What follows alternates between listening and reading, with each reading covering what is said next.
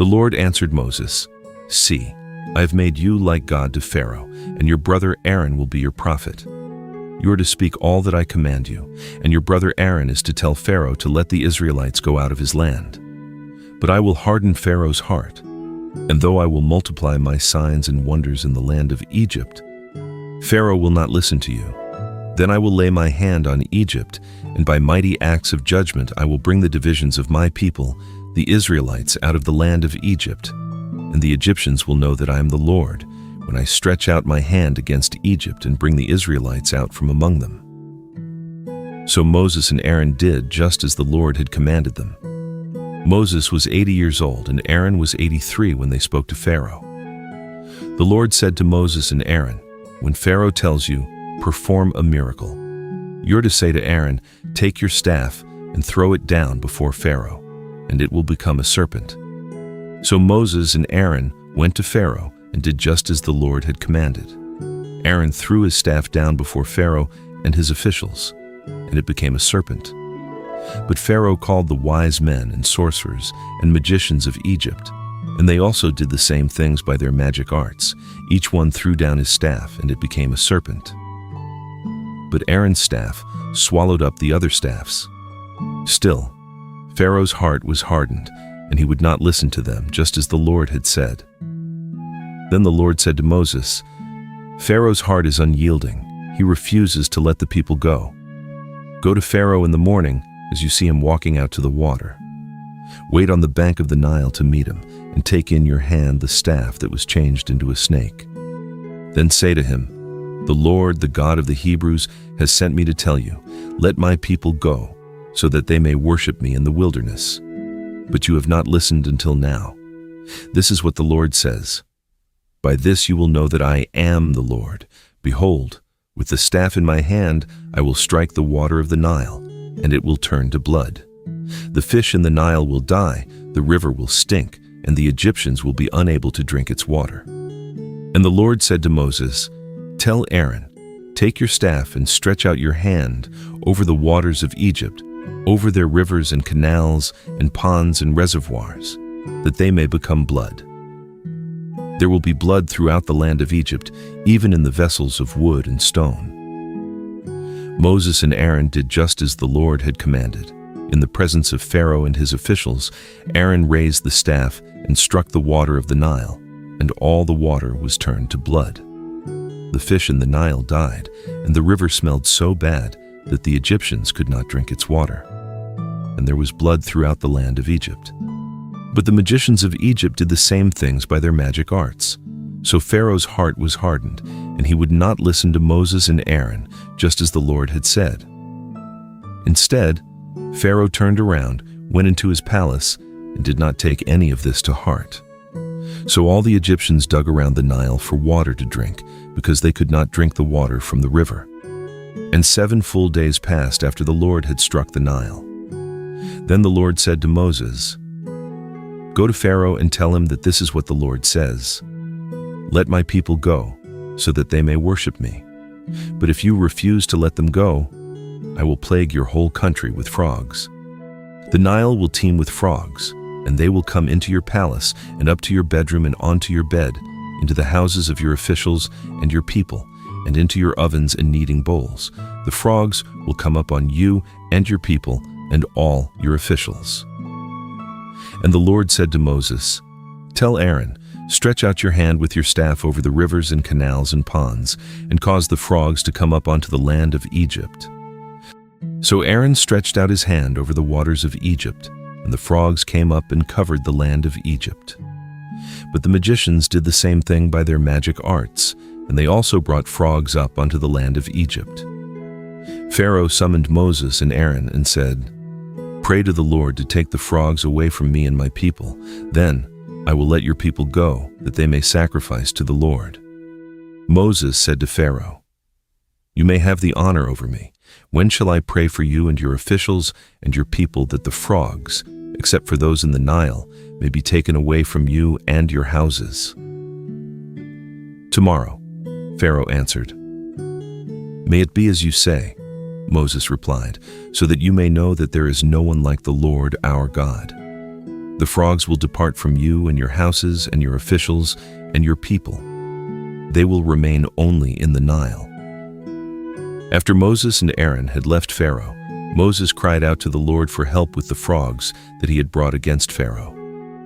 And the Lord did as Moses requested, and the frogs in the houses, the courtyards, and the fields died. They were piled into countless heaps, and there was a terrible stench in the land.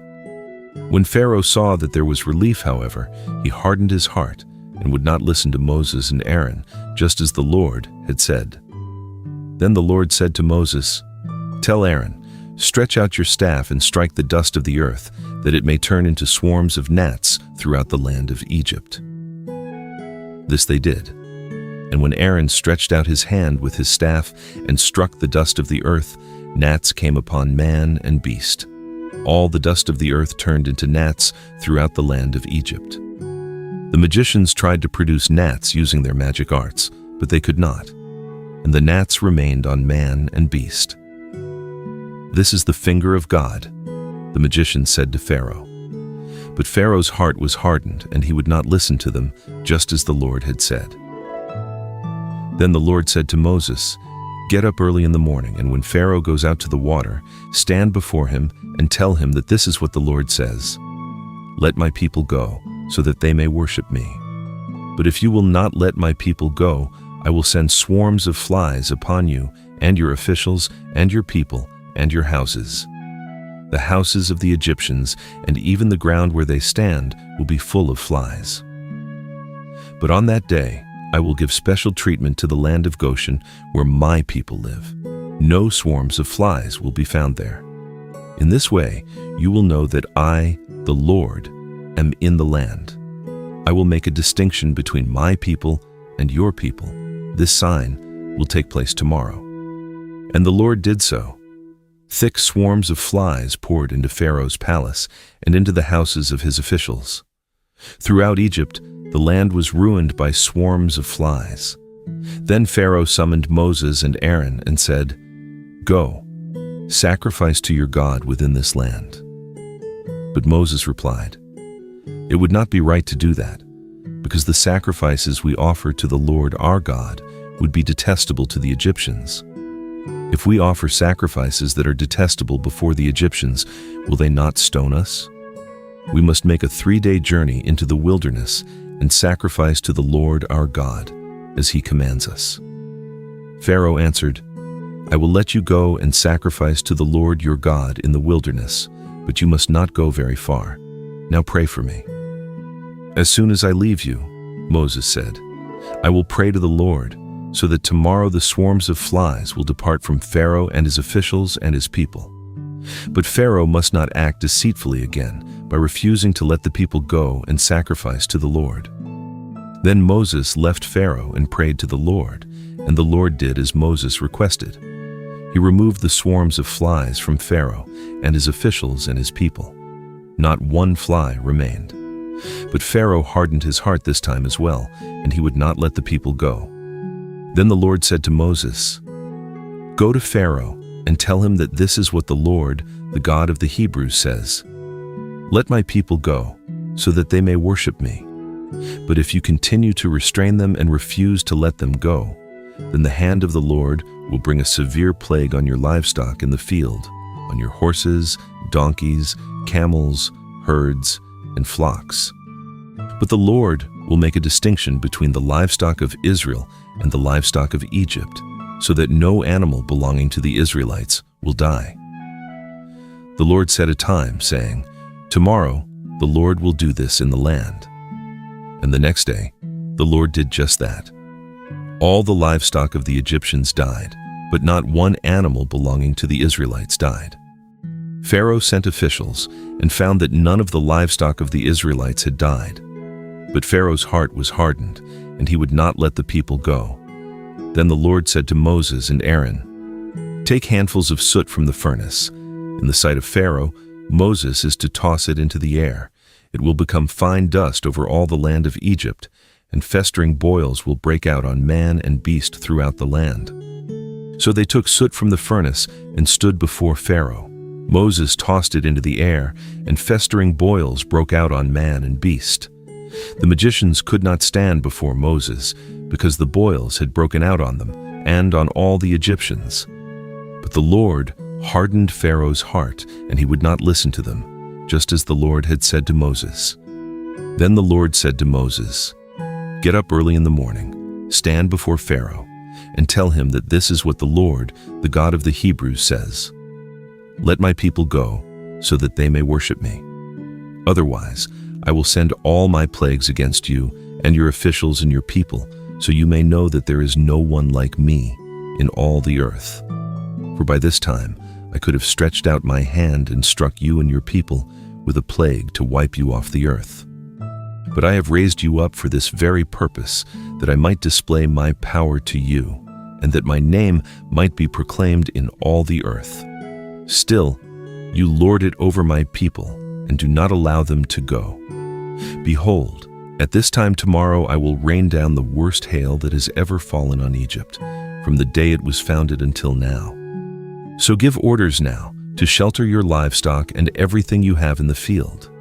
Every man or beast that remains in the field and is not brought inside will die when the hail comes down upon them." Those among Pharaoh's officials who feared the word of the Lord hurried to bring their servants and livestock to shelter. But those who disregarded the word of the Lord left their servants and livestock in the field. Then the Lord said to Moses, "Stretch out your hand toward heaven, so that hail may fall on all the land of Egypt, on man and beast and every plant of the field throughout the land of Egypt." So Moses stretched out his staff toward heaven, and the Lord sent thunder and hail, and lightning struck the earth. So the Lord rained down hail upon the land of Egypt. The hail fell, and the lightning continued flashing through it. The hail was so severe that nothing like it had ever been seen in all the land of Egypt from the time it became a nation. Throughout the land of Egypt, the hail struck down everything in the field, both man and beast. It beat down every plant of the field and stripped every tree. The only place where it did not hail was in the land of Goshen, where the Israelites lived. Then Pharaoh summoned Moses and Aaron. "This time I have sinned," he said. "The Lord is righteous, and I and my people are wicked. Pray to the Lord, for there has been enough of God's thunder and hail. I will let you go. You do not need to stay any longer." Moses said to him, "When I have left the city, I will spread out my hands to the Lord. The thunder will cease, and there will be no more hail, so that you may know that the earth is the Lord's. But as for you and your officials, I know that you still do not fear the Lord our God." Now the flax and barley were destroyed, since the barley was ripe and the flax was in bloom. But the wheat and spelt were not destroyed, because they are late crops. Then Moses departed from Pharaoh, went out of the city, and spread out his hands to the Lord. The thunder and hail ceased, and the rain no longer poured down on the land. When Pharaoh saw that the rain and hail and thunder had ceased, he sinned again and hardened his heart, he and his officials. So Pharaoh's heart was hardened, and he would not let the Israelites go, just as the Lord had said through Moses. The story continues. Follow along as we read the whole Bible, one passage at a time.